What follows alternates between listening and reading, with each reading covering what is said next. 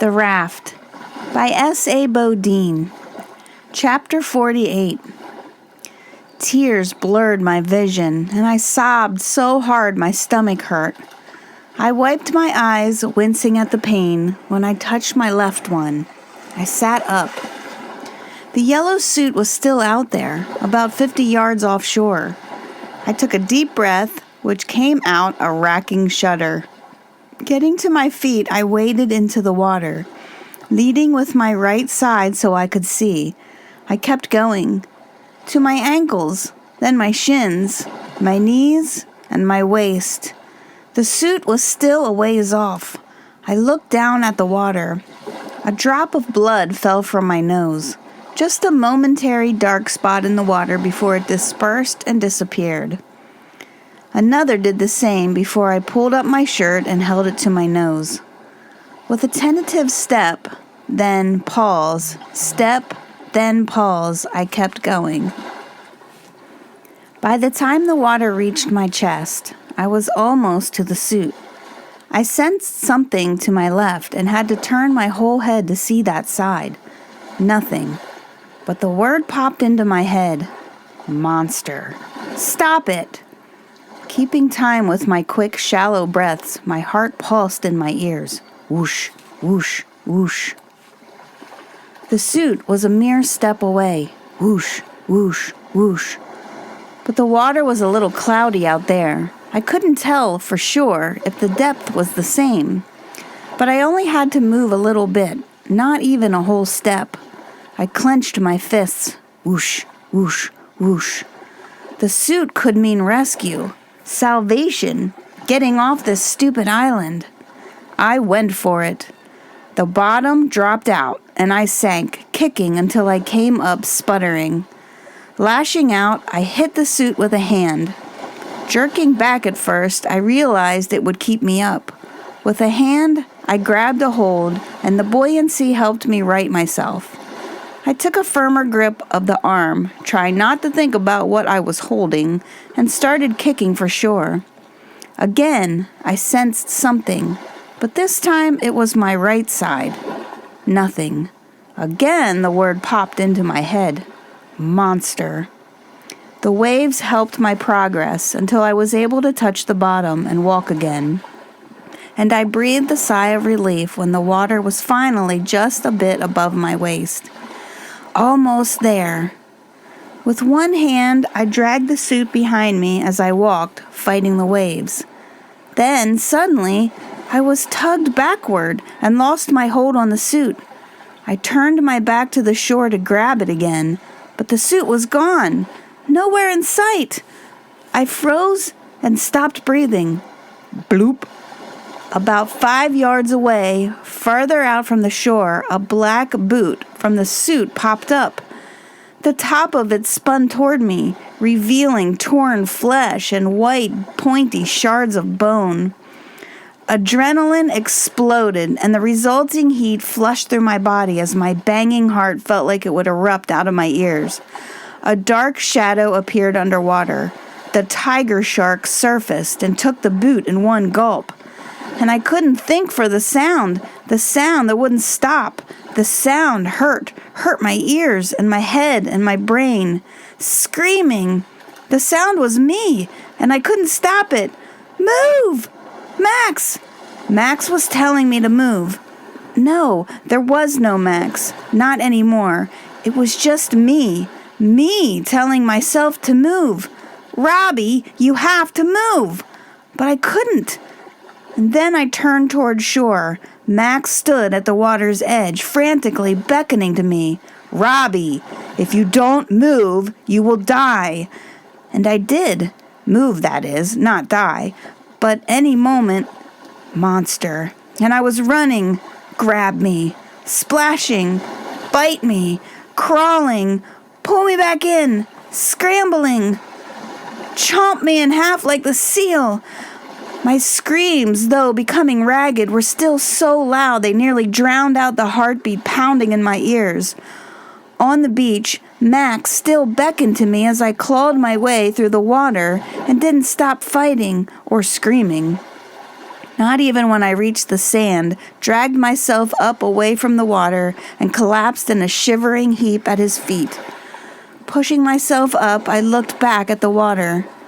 The shark was still there, a dark shadow circling where the suit had been, looking for more of a meal. "You monster!" I yelled. "Monster!" My words were choking sobs. "You can't have me! You can't have me!" And the shadow came closer to shore, so much closer than I ever imagined a shark of that size could come. Was anywhere safe? I screamed again, but the scream morphed into a wail and then faded to weak whimpers as I dropped back down and curled myself up in a ball, a wet and shaking ball, as I rocked back and forth. Max wasn't real. He had never woken up, and I had pushed him off the raft. I wished I hadn't admitted that to myself, because I needed him then. I needed him. I couldn't do it alone. So I brought him back. "I'm here," he said. He sat beside me and took my head in his lap. I just needed a few moments of comfort, just a few moments. Then I would let him go. Chapter 49. I didn't expect Max to be there when I opened my eye. He wasn't real. I was more than aware I'd made him up. I'd made him up to help myself. I wasn't insane, though. At least I didn't think so. I would save him for when I really needed someone. I would ration him. The shadow in the water was gone. The monster had vanished. I breathed out. Vowing to never step foot in the lagoon again, I stood and went to check if my containers had anything left. One of them had enough, so I could have a long drink of the tepid, stale water. I choked it down and tapped the bottom to get every last drop. The water was gone. I needed to move and trudge toward the other side of the island. Starbuck was sleeping in the sun when I rounded the corner. I dropped to the sand about 10 feet away from her and just lay there, still breathing hard. I whispered, "I almost died. I almost got eaten by a shark." Her eyes stayed closed. I spoke normally. "Starbuck, did you hear what just happened?" I shook my head. "I'm talking to a seal." Worse than that, I was waiting for her to answer. And then I felt something bubble up inside. Not more of the sobs that had fueled the tears that had recently dried salty on my cheeks. I couldn't hold back as the laughter exploded. So long and hard, I found myself holding my stomach because it hurt. Oh my God! I tried to catch my breath. I almost got eaten by a shark! And I laughed some more until my lips stung and the tears flowed freely and I couldn't even breathe. I rolled on my back and just looked up at the blue sky, shielding my eyes from the sun with one hand as I let the laughter disperse at last. Had I lost it? Maybe I had gone insane. Or maybe I was so on edge that my emotions were all boiling up, getting mixed and gnarled, leaving me with no control over which one would show up next.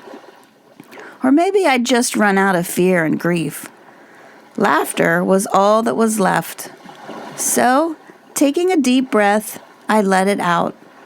When the last guffaw finally faded, I found myself spent, but relaxed, calm even. Crazy. A giggle popped out before I could stop it. Yeah, I was definitely losing it. I lay there for a while, napping in the sun along with Starbuck. She was definitely skinnier than the first time I saw her. I imagine going cold turkey on her rich diet of mother's milk had been a shock to the system. Sea cucumbers and algae were a weak substitute. I wished I could help, but I couldn't even feed myself. The sun was too hot on my skin, and I headed slowly back to the raft.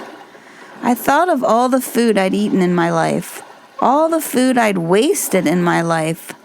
That Happy Meal in Honolulu that ended up on the ground, I didn't even care then, not really. There was always more food, always. Not anymore. There was a lump in my throat. I swallowed to get rid of it, but it stayed. All the meals my mom made me, my favorites, her French toast. She dunked day-old bread in a mixture of beaten eggs and vanilla, fried the slices in butter, then sifted powdered sugar on top before drizzling hot maple syrup over the stack. My chin quivered involuntarily. Mom's weird pizza. She made whole wheat dough in the bread maker, let it rise, then rolled it out and slathered it with barbecue sauce, chunks of bacon, grilled chicken, cheese, and some drips of ranch dressing. Tears welled up in my right eye and spilled down my cheek. I wiped them away with the back of my hand and sighed. I reached the raft and pulled it over me. Anything to get out of the brutal sun. Clack, clack, clack.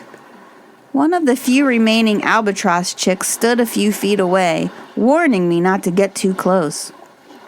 I couldn't really tell, but he seemed like a male to me. Hey, you walked over to me, buddy. Clack, clack. You should fly away. There's nothing left here for you. If he didn't leave soon, he would die here, like all the other carcasses scattered around the island. I tried to imagine his dilemma. Do you wait for your parents to show up one last time with food? And if you do wait, how long? Hunger is a powerful feeling that has been sending albatross chicks on their first journey since forever.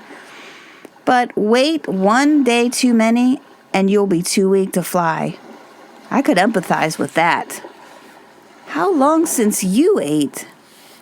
His dark eyes sparkled, and the brilliant black under them made him look wise.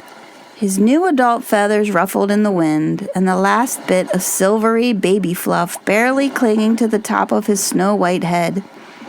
He spread his wings, catching the breeze, and floating a few feet off the ground before landing again with another clack. See? You know how to fly. You have to go. I nodded. You have to go. And maybe he heard me.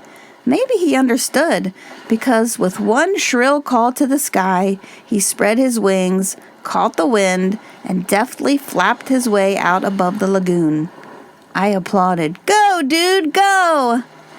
About 50 yards out, he slowed and began to drop. No, keep going! He plopped into the water. Fold your wings! Fold your wings! He floated there, wings held out straight. I groaned. Fold your wings! You have to fold your wings! But instead, he held them out to the sides until they began to droop. Once the tips touched the water, he struggled to get them to flap. But they wouldn't, because they were too soaked and heavy. I covered my face with my hands. He couldn't fly, so he would float there until either a shark found him or he just succumbed. Doomed. He was doomed. Maybe he wasn't the only one. The sun was about to set on another day without food. I'd gone back to the spot where I saw the sooty tern egg, but found that it had hatched into a tiny fuzzball. I'd searched for more, but realized it was too late in the season, and that chick might not even have much of a chance. There were a handful of albatross chicks left on the island, along with some other birds, but that was pretty much it. Well, not to mention me and Starbuck, if you wanted to count all living things. I sighed, barely living. I knew I could go a long time without food, but not water.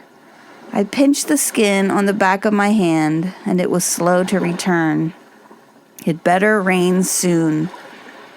I watched the sun turn almost tangerine as it neared the horizon. Just as it slipped below, for a split second, a shimmering ray of green appeared on the water. I squealed, "A green flash!" How many sunsets on Midway had I sat on the beach in front of the Clipper House, hoping to see a green flash? So many people off boats had told me about seeing one, and I never had. About time! Sailors long held that a green flash meant good weather, and I'd memorized an English saying. I smiled and said the words aloud. Glimpse ye ere the green ray, count the morrow a fine day. As I listened to myself, I stopped smiling, because the last thing I needed for the morrow, for any of my morrows, to be fine. Because what I really needed was rain. Chapter 50. After another night, I walked slowly along the beach as the sun rose on another cloudless day. I needed to get off the island, and if someone else wasn't going to do it for me, I would. I walked over to the highest dune. The pile of wood still lay where it had rolled down. I started piling it up, constructing a signal fire. When I had a good pile, I tucked in some dry grasses from goonie nests as tinder.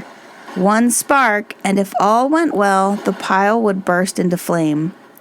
I spent quite a while testing each cigarette lighter I'd gathered.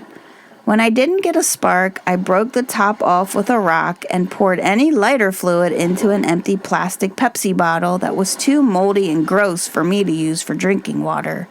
For now, at least. By afternoon, I had about a half-inch of lighter fluid in the bottom. I sighed. For so much work, the return seemed so little. Still, I climbed back up the dune and set the bottle in a secure spot. Ready. I was ready. If I ever found a lighter that worked, or lightning struck my pile. It was all a long shot, I knew that. But at least I was doing something. After a nap under the raft to get out of the sun, I resumed my beach combing. Something red caught my eye, and I walked toward it, then began jogging. Immediately, my vision began to swim, and I stopped, dropped my head down, and rested my hands on my knees.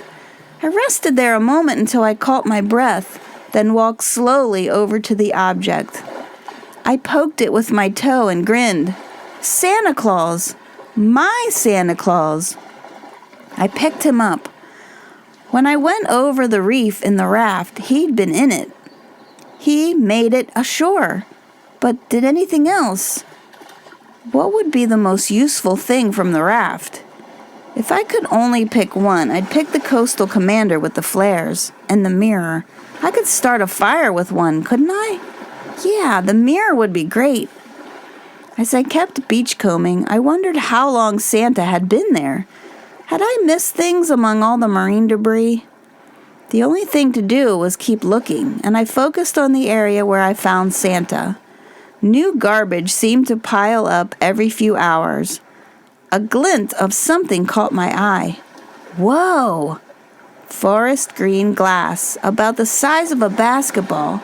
The fishing float was encased in light green fishing net and barnacles. I picked it up, straining because it was heavy. Well, heavy for me, since I was so weak. The glass ball stunk of rotten fish and mildew. As I shifted to get a better grip, a stream of water rolled around the inside. Bending at the waist, I set the ball down and rolled it slowly, looking for leaks. There were none. The water was on the inside. The ball had gone to depths so deep that the water pressure forced water through the glass. I smiled. I'd seen only one intact glass ball like that before, and it was a lot smaller than this one. As I picked it up again, heading back to the raft, my foot brushed against something yielding and soft. Something that didn't feel like the usual marine debris. I closed my eye for a second. Please let it be the coastal commander. The coastal commander wasn't there, but something else was. I dropped the ball gently into the sand and knelt beside Max's ditty bag. I pulled it into my lap, unbuckled it, then unzipped it. Everything was as I'd left it. The manifest, the survival at sea card, and Max's journal. Maybe he wasn't done talking to me yet. Max. That summer after graduation, I bought Taylor Swift tickets. Brandy was so excited. The only hitch was getting her mom to let her go with me. Almost to Boise, over a 2-hour drive. A hotel was not even an option. It took a lot of convincing, but Brandy talked her mom into it. She couldn't stop grinning as she climbed into my blue pickup. Her dark hair was loose and long. She'd curled it on the ends. Her dress was flowery, cowboy boots on her feet. She teased me about my outfit, which was my standard: jeans, wrestling tournament t-shirt, and Nikes. I said, "No one will look at me when I'm standing next to you anyway." She kissed me on the cheek. On the drive over, Brandy made me listen to every Taylor Swift song on her iPod. Not my favorite, but I sang along with Brandy, even though I couldn't sing. She made me so happy. I would do about anything to make her happy. The drive took forever. Construction, lane closed. I was worried we'd be late. But we were plenty early to the concert, which was crazy with people. The concert was a blur, a loud blur. My ears rang when we stepped outside in the dark. I remember Brandy laughing. The moment was almost in slow motion. One of those moments that seemed to last forever, like when I lost in the state finals that year. Things just slowed down, and I don't know why, but I shivered. Chapter 51. I swallowed and set the notebook down. My one eye was shot. I'd have to save the rest for later. I pulled the other things out of the bag and set them on the sand. Fantasizing about the chance of a wayward skittle, I ran my hand inside. There was a lump. Peering inside, it was clear the bag was empty. I stuck my hand back in and felt around. I turned the bag inside out and noticed a small rip in the lining. I ran my fingers along it and followed the lump, then stuck a finger in and, with the tip of it, felt something solid. I held my breath for a moment, and then I let it out, told myself not to get my hopes up. The chances of there being anything in there of any consequence, of any help to me at all, was ridiculously small. Even while I was telling myself this, I knew I would rip the lining to get at whatever it was, because I still had hope. Dwindling, but still there. I gently tore the lining until I could reach it. I felt something hard about 3 inches long, and then as I pulled it out, I saw the red top and yellow tube. My face crumpled as I couldn't hold back the tears. At last, my silver parachute! Carmex, a roll-up tube of Carmex. I kissed it and cradled it to my chest for a moment, thanking Max, thanking God, thanking whoever put that ditty bag on the beach.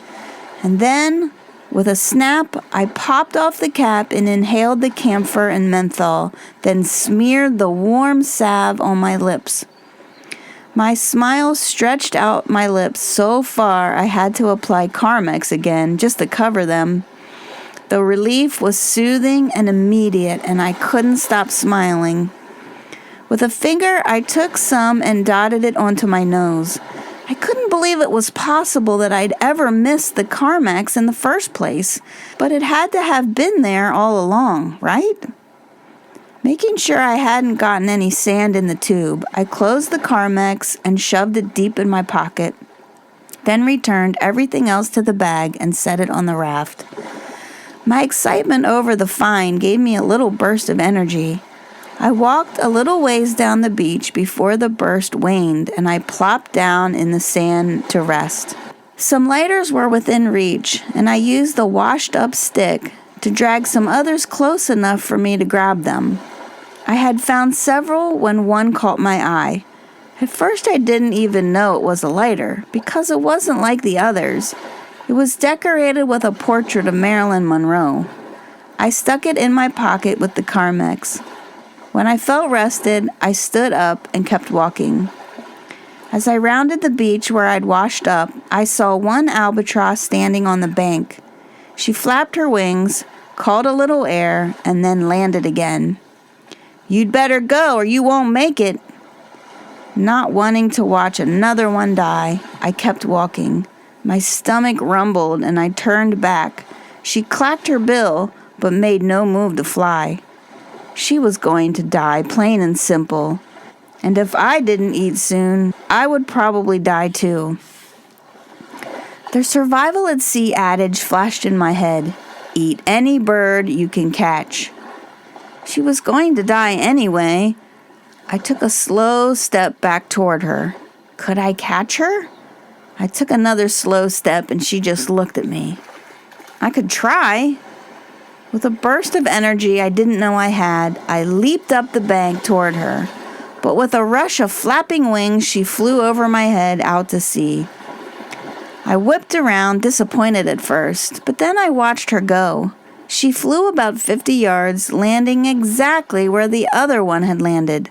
"Fold your wings!" I yelled. "Fold your—" Very neatly, she tucked in her wings, sat there, floating. Wings! So she passed the first test. She sat there for a while, and then I saw a fin and groaned. The albatross was toast. "Go!" I screamed. She began to run on the water and flap her wings. "Faster! Flap faster!" The fin was nearly to the albatross, and the monster's head burst out of the water and snapped, just as the goonie lifted off, flying again. Lifting both arms in the air, I shouted, "Yes!" And she flapped until she was gone from view. Dropping to my butt in the sand, I sighed. Maybe not everything on this island was doomed. Maybe just I was.